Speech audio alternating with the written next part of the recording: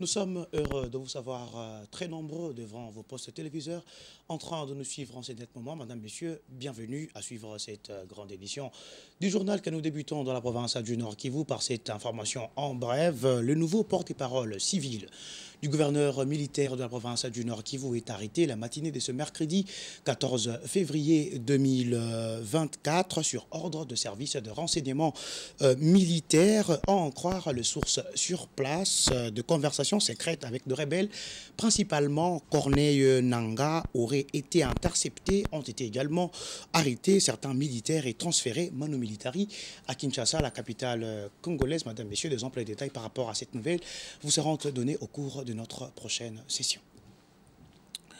Et le vice-premier ministre, ministre en charge de la Défense, Jean-Pierre Bemba Gombo, a rassuré la population de la province du Nord Kivu, plus particulièrement celle de la cité de Saké, sur la position de la mission onusienne en République démocratique du Congo, MONUSCO, et de forces de la SADC, aux côtés de forces armées de la République démocratique du Congo, les FARDC en sigle. C'était hier mardi 13 février en ville de Goma, capitale de la province du Nord Kivu, au cours de son périple dans cette partie orientale de la RDC. Suivez. Encore une visite de réconfort du vice-premier ministre en charge de la défense à la population meurtrie de Goma. Un jour après les tensions à Saké, Jean-Pierre Bemba, en tête d'une importante délégation, a de nouveau rassuré les Gomatraciens sur la position de casque bleu aux côtés des FARDC. Non, je voudrais rassurer la population que la MONUSCO, avec qui nous sommes en réunion et qui fait partie des opérations, n'ait aucune inquiétude. La MONUSCO fait bien partie des opérations aux côtés des FARDC. Et je voudrais d'ailleurs leur en féliciter parce qu'ils font un travail remarquable. Je dis ça parce que je le vois et nous le testons. Ils sont à nos côtés et la population ne doit avoir aucune inquiétude. La MONUSCO sont nos alliés et travaillent à nos côtés. Je pense qu'il y a une mauvaise compréhension, certainement qui sont peut-être dues à des rumeurs qui sont fomentées, mais je peux vous dire et je peux vous attester que la MONUSCO est à nos côtés et combat à nos côtés. Ça a été discuté encore vendredi en Conseil des ministres et nous acheminons effectivement vers la levée de ce moratoire et nous allons certainement, comme nous l'avons demandé au président de la République, de pouvoir permettre à ce que nous puissions lever ce moratoire pour les questions de trahison au sein des forces de défense et de sécurité.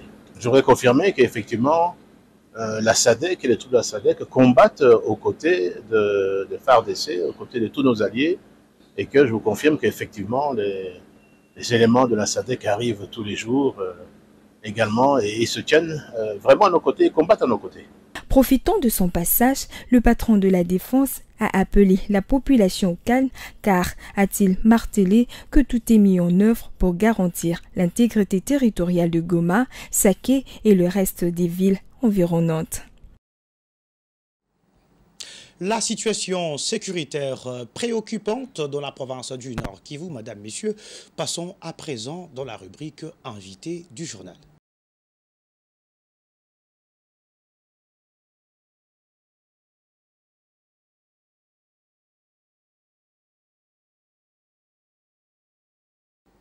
Les affrontements entre le rebelle du M23 et les forces armées de la République démocratique du Congo avec le jeune compatriote dit Wazalendo se poursuivent aux alentours de la cité de Saké au nord Kivu. Invité du journal, nous parlons de ces sujets avec Benjamin Koupa, initiateur de la structure, le parlementaire de 3e classe. Benjamin, bonsoir. Bonsoir, monsieur. La situation reste confuse au nord Kivu, notamment de combats qui se poursuivent entre le FARDC et les forces négatives, le M23, autour de la cité de Saké au nord Kivu. Vous êtes initiateur de la structure parlementaire de 3e classe. Étant compatriote, quelles sont vos impressions par rapport à cette situation qui se vit au nord Kivu?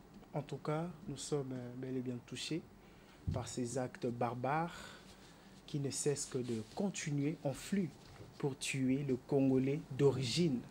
Et en tant que parlementaire de la 3e classe, dont la population qui souffre à l'Est sont aussi membres de la structure, et nous sommes de cœur et nous condamnons fermement et nous montons même au créneau, nous crions aux autorités, nous crions à la communauté internationale que cette histoire doit prendre fin et que le Congo doit être revêtu de sa plus belle robe comme jamais. Vous savez, il y a la population à l'Est qui souffre. Les enfants sont violés, les femmes sont privées de leur liberté, les hommes sont soumis à la guerre, les hommes sont soumis aux travaux forcés. En tout cas, j'ai dit que c'est assez et c'est assez pour la guerre de l'Est.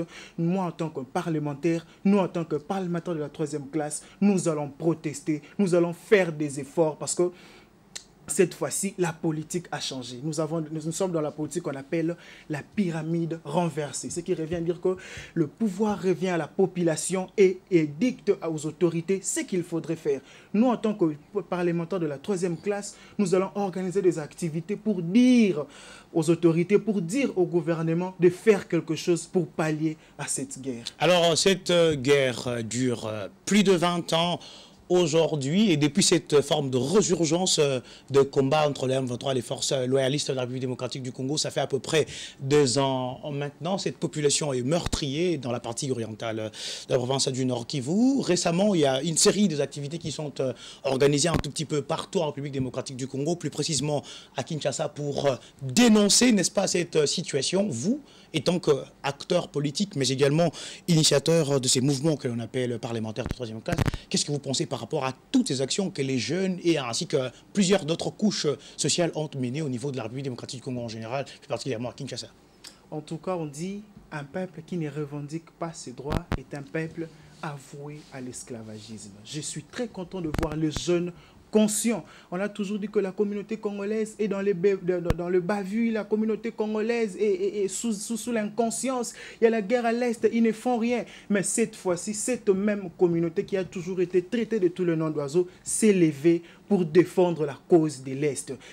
Elle s'est levée, la population, pour défendre. La population qui s'est levée, c'est la population du Nord, du Sud, du Centre, voire même la population quinoise. La population quinoise qui a été toujours insultée de tout le nom d'oiseau. Mais il s'est dit que non, non, non, non, c'est assez. Nous ne sommes pas avoués à devenir des esclaves du Rwanda. Nous ne sommes pas avoués à devenir des esclaves de la communauté internationale. Nous devons faire quelque chose. En tout cas, vous avez le soutien inéluctable du parlementaire de la 3e classe que nous sommes pour ces activités que vous nécessitez de faire preuve d'amour. Est-ce que pensez-vous qu'en exerçant une forme de pression sur les ambassades ici à Kinshasa, cela constitue d'une certaine manière une solution pour mettre fin à cette situation dans l'Est, tout en sachant que le front, c'est au Nord Kivu, c'est pas dans les ambassades ici dans la capitale congolaise?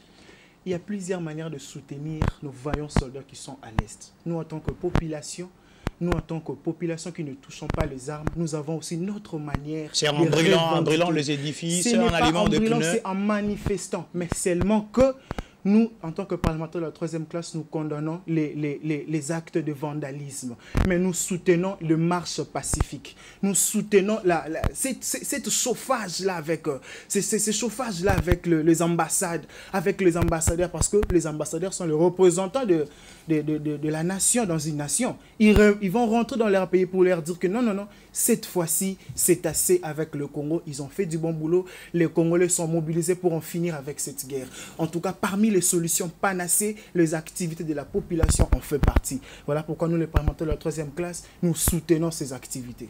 L'ambassadeur israélien accrédité en République démocratique du Congo l'a dit récemment que le dialogue s'avère comme la solution, qu'elle ne peut pas s'échapper pour mettre fin à cette situation en République démocratique du Congo. Que pensez-vous par rapport à cela? Il faut dialoguer, est-ce qu'il faut parler du dialogue comme la solution inévitable pour sortir de ces formes de chaos? Écoutez, le président Mobutu disait: aucune négociation politique n'a pu libérer une nation. Seule la lutte militaire qui peut libérer une nation. Nous, en tant que Congolais, nous, en tant que jeunes, en tant que membres du parlementaire de la 3e classe, nous disons aux autorités, nous ne voulons pas de la négociation. Il a insisté pour dire à ne jamais ramener le dialogue là où l'ennemi a pris par force. Nous sommes prêts à aller en guerre avec le M23. Vous n'êtes pas militaire de la guerre. Nous sommes prêts à aller en guerre. Nous allons soutenir les militaires de notre manière, par notre manière de faire les choses. Nous allons soutenir nos vaillants militaires et la force Wazalendo qui ne cesse de faire un bon travail élogieux à l'est du pays pour que la partie est ne parte pas, qu'elle ne soit pas divisée, qu'elle reste dans la République démocratique du Congo.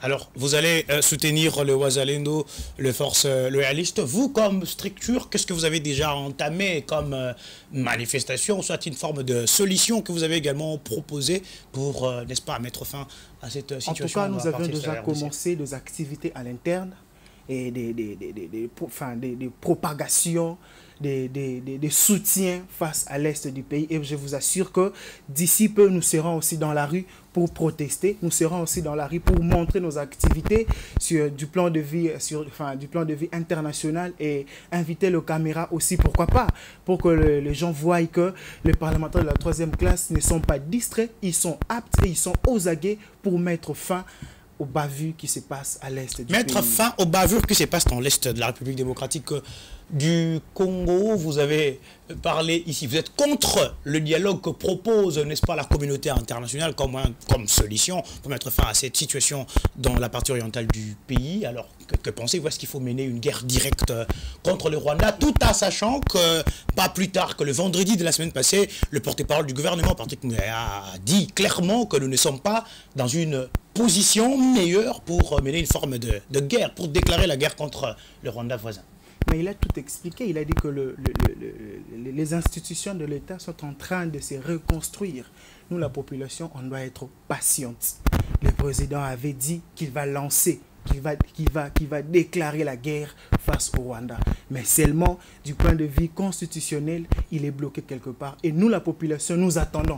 Mais attendre, ce n'est pas mourir. Attendre, ce n'est pas s'enterrer. Nous attendons, mais nous poursuivons avec les activités qui font en sorte que, même à l'est du pays, la population qui se trouve, les amis de la population, enfin, du parlementaire de la 3e classe qui sont là-bas, qu'ils se voient aussi soutenus par la population congolaise en général. Alors, peut-être pour finir avec vous, cette rubrique invitée du journal, étant qu'initiateur de la structure parlementaire de 3e classe, est-ce que vous avez un message particulier, d'abord du soutien aux forces armées de la République démocratique du Congo, mais également à toute la population de la province du Nord Kivu, également la population des Lituri qui vivent, n'est-ce pas, toutes ces formes de atrocités depuis plus de 20 ans maintenant? Vous savez, à chaque fois où il y a des mouvements, c'est de la population de la 3e classe qui l'a toujours, la population de la 3e classe a toujours été victime. Parce que la population de la 3e classe n'a pas de garde, la population de la 3e classe n'a pas où s'abriter quand ça brûle, quand il y a du feu, quand c'est chaud. La population de la 3e classe a toujours été exposée. Voilà pourquoi nous, en tant que parlementaires de la 3e classe, nous vous disons que vous avez notre soutien inéluctable. Vous avez notre soutien, en tout cas, je ne sais pas, vous avez réellement notre soutien et nous vous soutenons totalement. Et nous déplorons ces actes perpétrés qui doivent continuer, qui veulent prendre de l'ampleur à l'est du pays. Vous savez, M. Kagame est une moindre, la nation rwandaise est moindre, M. Kagame est moins, je pourrais même dire que M. Kagame est une mascotte dont l'animateur, ou soit les danseurs et la communauté internationale, ainsi que les Américains. Donc, nous, tels que nous sommes, en tant que parlementaires de la 3e classe, nous commençons d'abord par attaquer les ambassades pour montrer à Kagame ainsi que son gouvernement que nous n'avons peur de rien et qu'un jour nous allons entrer au Rwanda, nous allons nous venger face aux Rwandais, face aux vaillants soldats Wazalendo et FARDC. En tout cas, vous avez nos prières, vous avez nos soutiens. Nous savons que c'est difficile de laisser vos familles, de laisser vos femmes pour aller combattre sous l'impulsion, sous la couleur, sous le drapeau de la nation. En tout cas, ça n'a jamais été facile et ce n'est pas donné à tout le monde. Voilà pourquoi nous les soutenons et nous les mettons en prière. Nous vous disons que vous n'êtes pas seuls, jamais plus seuls, comme a dit le président de la République, jamais plus seuls, jamais plus seuls. Ce qui concerne l'Est du pays concerne toute la République démocratique du Congo. Comme on a toujours dit que lorsqu'une partie de son corps est tombée malade, c'est tout le corps qui souffre. Et je m'aimerais insinuer pour vous dire, vous confirmer que c'est tout le monde qui souffre parce que l'Est du pays n'est pas en paix. Et que la seule voie pour mettre fin à toutes ces choses serait de s'élever comme un seul homme, de combattre les petits M23 pour récupérer nos territoires, pour récupérer nos localités, ainsi que les chasser pour qu'ils rentrent dans leur pays. Chasser les M23 pour faire de sorte qu'ils rentrent dans leur pays. Benjamin Koupa, initiateur de la structure parlementaire de 3e classe, et fait un grand plaisir de vous recevoir sur cette plateau. En tout cas, c'est aussi un grand plaisir pour moi de me revoir encore avec toi, monsieur le journaliste. Et c'est aussi un grand plaisir pour toute la communauté du parlementaire de la 3e classe qui sont égaillés, qui sont enthousiasmés en ce moment de voir un de leurs défendre la couleur de la structure, défendre les valeurs de la structure. En tout cas, nous ne pouvons que dire à la communauté congolaise que dans tout le secteur, nous sommes là avec vous. Là où l'étatisme est moins, nous, la communauté, les parlementaires de la 3e classe, nous sommes là avec vous. Donc nous ne serons pas là juste pour dénoncer, mais nous serons là aussi pour donner des solutions panacées. Nous allons poursuivre cette session d'information, toujours dans ces mêmes chapitres. Une délégation de la Commission nationale de droits de l'homme, CNDH en sigle, de la République démocratique du Congo, séjourne dans la ville de Goma, au nord Kivu. C'est notamment pour mener une mission d'enquête sur les violences sexuelles basées sur le genre. Avant de se mettre au travail, cette délégation a présenté ses civilités au vice-gouverneur policier de la province du Nord Kivu, le commissaire divisionnaire Romuald Ekuka. Les détails dans ce reportage signé Grévis Tekilazaï. Conduite par la commissaire nationale Gisèle Kapinga-Ntumba, la délégation de la Commission nationale de droits de l'homme, CNDH de la République démocratique du Congo, est arrivée depuis lundi à Goma, chef-lieu de la province du Nord Kivu, dans le cadre d'une mission d'enquête sur les violences sexuelles basées sur le genre. Mais avant de se mettre au travail, la commissaire nationale et coordonnatrice en charge de la sous-commission droits de la femme et de l'enfant et toute son équipe ont présenté leur civilité au vice-gouverneur du Nord Kivu, le commissaire divisionnaire Romuald Ekuka. À l'issue de la rencontre, elle a circonscrit le sens de leur mission. Nous sommes venus présenter nos civilités à son Excellence, Monsieur le vice-gouverneur de la province du Nord Kivu. Notre mission, c'est la promotion et la protection des droits de l'homme. Et parmi nos attributions, il y a entre autres enquêter sur les violations des droits de l'homme dans toute l'étendue du territoire de la République démocratique du Congo. Donc c'est dans ces cadres que nous sommes ici pour enquêter sur les violations des droits de l'homme. Et aussi, nous sommes venus faire une enquête sur les violences sexuelles basées sur les genres. Comme vous le savez, dans cette province, il y a beaucoup de survivantes, beaucoup de victimes de ces violences. C'est pourquoi nous sommes là aussi pour enquêter. Nous sommes en train de faire un monitoring dans les cours des tribunaux et principalement au tribunal militaire de garnison et au tribunal pour enfants. Nous faisons aussi nos enquêtes dans les différents camps des déplacés qui sont implantés ici à Goma et tout autour. Donc c'est la raison principale de notre présence ici à Goma et dans la province du Nord Kivu. Il s'est de rappeler que la CNDH a pour mission de procéder à la promotion et à la protection des droits de l'homme. Elle enquête à cet effet sur les violations de droits de l'homme sur toute l'étendue du territoire. Parlons de la diplomatie à présent. Les États-Unis d'Amérique saluent les mesures prises par les gouvernements de la République démocratique du Congo à Kinshasa après les manifestations visant le chancelier occidental. C'est ce qu'a dit les diplomates américains accrédités en RDC à l'issue de son échange avec le vice-premier ministre, ministre en charge de l'Intérieur, Peter Kazadi. Je viens de m'entretenir avec son Excellence, le ministre de l'Intérieur. On a parlé sur l'impact de la violence qui a ciblé l'ambassade des États-Unis ainsi que les autres missions diplomatiques le 10 février.